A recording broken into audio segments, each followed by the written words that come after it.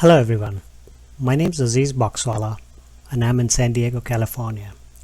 I work at Alimu Informatics. Alimu is a health informatics company with expertise in creating and implementing clinical decision support. Increasingly, our CDS development has been utilizing FHIR, often taking the form of smart and FHIR apps and CDS hook services. In this presentation, I'm going to share our experience in using FHIR standards to create a complex clinical decision support system for genomics. The clinical decision support we developed is driven by whole genome sequencing results. The data generated from sequencing runs into several hundred megabytes. The logic for analyzing the sequence in combination with patient data is complex. It requires several different architectural components, including some novel ones. The design principle we used in developing this system was to maximize the use of FHIR standards as the specification for our architectural components. We chose this path to simplify the design of our application, to reuse components we or others had developed, and to integrate the CDS application with clinical systems such as EHR systems. So just to be clear, what we wanted to do was not only use FHIR to integrate our application with other systems, but also use it internally within our application to design the modules within our CDS system.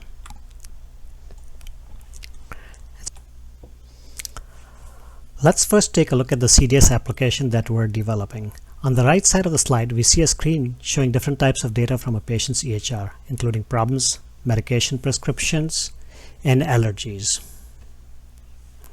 We also see in the lower left quadrant important findings from genomic screening that may not relate to any EHR data. Our CDS application adds an icon next to the data element when there is a finding from the whole genome sequence results relevant to that data element. Next to the icon, there is a summary of the report. Clicking on this summary here, which is a hyperlink, opens up a more detailed report. And you can see within this report the variant that triggered the concern and the source of the evidence for the CDS. Now let's look at the architecture of the application. It starts with the laboratory that performed the sequencing, sending the sequence data to store in the Genome Archiving and Computation System, or JAX. The JAX is a repository for storing very large sequence data files that can be queried rapidly. JAX is analogous to a PACS for storing radiology images. The clinician using the EHR accesses the CDS by opening the Genomics Annotator application. The application fetches the clinical data from the EHR and then requests the recommendation and genomic reports from the clinical decision support system. The CDS engine fetches genomic variant data from the JAX. The data are evaluated using logic in the CDS service and classification functionality in the terminology service. And the CDS engine then, after making the inferences, provides the reports to the application and optionally stores them in a report server or the EHR for future use. So how did we use FHIR and other standards to develop the system? So the lab system sends data in formats known as VCF and BAM. These are not FHIR standards but are used commonly within genomic sequence data exchange. The EHR uses Smart and FHIR to launch the app, as you may have guessed, right? And to provide data back to the application. Right? The Genomics Annotator app receives reports from the CDS engine as FHIR diagnostic report resources. We also plan to incorporate the use of CDS hooks to obtain recommendations in the near future. The CDS engine obtains data from the JAX using a draft FHIR operation called find subject variants. This operation did not exist when we started the project. We worked with the HL7 Clinical Genomics Workgroup to very rapidly develop this draft specification. To support this new spec, we developed a FHIR translator to convert sequence data on the fly into FHIR observation resources of the genomics profile. The terminology reasoning was performed using two FHIR terminology operations, lookup and validate code.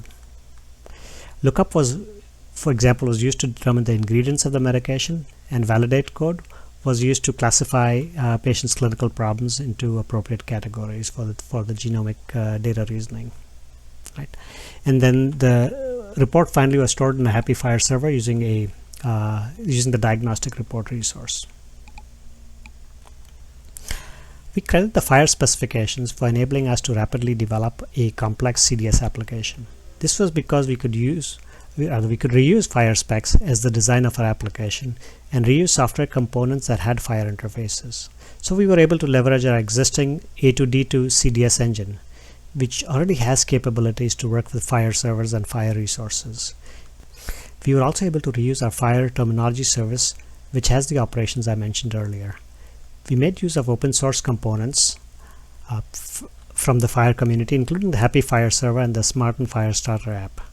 Integrating the app with the host EHR system was also very easy using the Smart and FHIR APIs. The main challenges we encountered in this project and other CDS systems we developed are due to the early stages of development of FHIR. In particular, in this case, the genomics resources and profiles are very early in development. The implementations of FHIR, such as in the EHR system, are also still evolving. Thus, not all data are available as FHIR resources within the EHR today, and when they are available, the representation is often not complete. For example, not all medications have an appropriate code. A related problem in a complex system such as ours is dealing with multiple versions of FHIR from different systems. So many of the EHR systems today, they still use DSTU2 specifications, but the genomics profiles are developed for later versions. A problem we encountered in many CDS applications we developed, including this one, is that the FHIR resource and profile are too verbose and too nested in their object representation. This makes writing CDS rules much more complex. The approach we took in this case was that we developed a simpler, flatter internal data model. These are often referred to as business object models or logical models. We convert data from FHIR to these models, which helps us simplify the rule writing and also helps us deal with the issue of multiple FHIR versions. Right. However, if you have to share these knowledge specs through CQL expressions, it's important that these logical models also should become part of the FHIR standard. The agile approach in creating FHIR standards has been a great positive. We were able to develop a new specification for querying AJAX and test that within connectatons to improve it. All of this occurred within the span of months. Now, within our CDS system, we did not use the HL7's clinical quality language, which is used within HL7 plan definition. Within FHIR plan definitions. This is because our CDS engine already has a high-performance mature rule engine with its own rule language. SQL authoring and execution tools are still relatively early in development. We hope to start using SQL within our own products in the near future, though. Lastly, while the Smart and FHIR app standard itself has made app integration very trivial, we still don't have a standard to surface apps into the right clinical workflow. An app button analogous to info button might be helpful. Such a feature would have been very helpful for our app, where the genomics annotation could have been shown right next to the problem list or the medication list in the EHR instead of surfacing these lists within our app. Before I end, I'd like to thank my colleagues at Alimo who helped develop this application. That's Dr. Dolan, Saujanya Rao, Himanshu Kangar, Shubham Londe, and Hank Wallace.